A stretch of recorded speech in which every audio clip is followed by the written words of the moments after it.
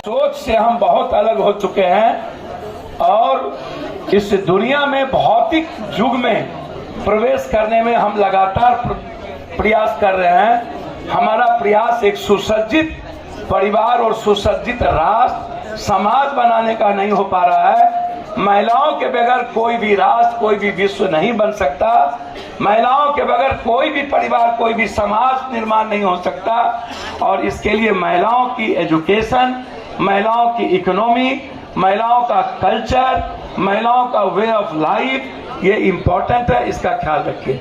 इन्हीं शब्दों के साथ आप सबका अभिनंदन, अभिवादन के साथ अगेन एंड अगेन नया साल मुबारकबाद।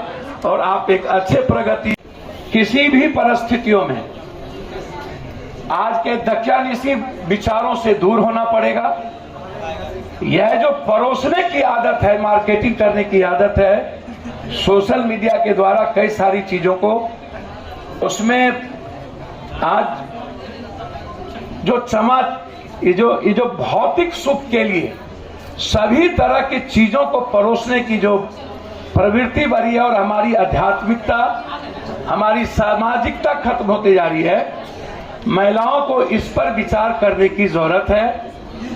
महिलाओं का सम्मान सही माने में इस देश में बिल्कुल कमता जा रहा है और इसमें वर्तमान युवाओं की जो सोच है, उसके जो जीवन शैली है, वह सबसे ज्यादा प्रभावित करती है हमारे अतीत की संस्कृति को, तब के संस्कार को और तब की परिस्थितियों को। प्रेजेंट में हम आप सबसे आग्रह करेंगे, यह सही है कि हम अर्थ युग में हैं, यह सही है कि हमारी प्रगति हुई है, यह सही है कि हम साइंस में आगे बढ़े हैं, लेकिन यह सही है कि हमारी आध्यात्मिकता, हमारे संस्कार, हमारा चरित्र, हमारा चिंतन, हमारा विचार, हमारी अभिव्यक्ति और हमारे जीने के तरीके पर हमले हुए हैं। कहा था, गए रोए हंसी खेले के, हरत साबुन के प्राण, खाई कबीर या घट को, समझे संत सुजान। इसका मतलब साफ है, जो महिलाएं गाकर, रोकर, हंसकर या खेलकर सबको मार डालती है, कबीर कहते हैं कि इसका आघात या आघात केवल साधु संत ही समझ पाता है। दूसरे लोग इसको समझना बहुत ही मुश्किल होता है।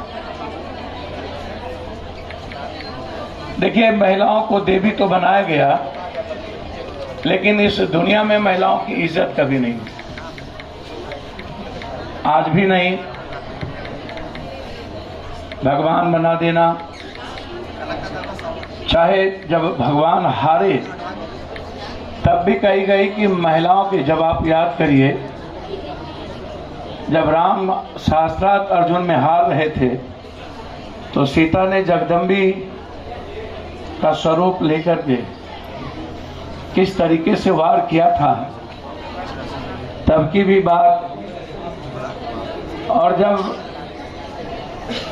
कई अनंत अनंत भगवानों की जब हार हो रही थी, तो हमारी काल्पनिक हो या वर्तमान, जिसमें भी हम कहें, उसको मैं इतना कह सकता हूं कि उस वक्त दुर्गा और काली का जीवन में आना एक ऐसा जीवन की प्रगति रही है। इसको हमें आज विचार करने की जरूरत है कि महिला कहाँ है, महिलाओं का सम्मान कहाँ है, महिलाओं की एजुकेशन कहाँ है, महिलाओं की आर्थिक स्थिति कहाँ है, महिलाओं की स्वतंत्रता कहाँ है, महिलाओं की अभिव्यक्ति को जीने के रास्ते, उसकी प्राथमिकता कहाँ है।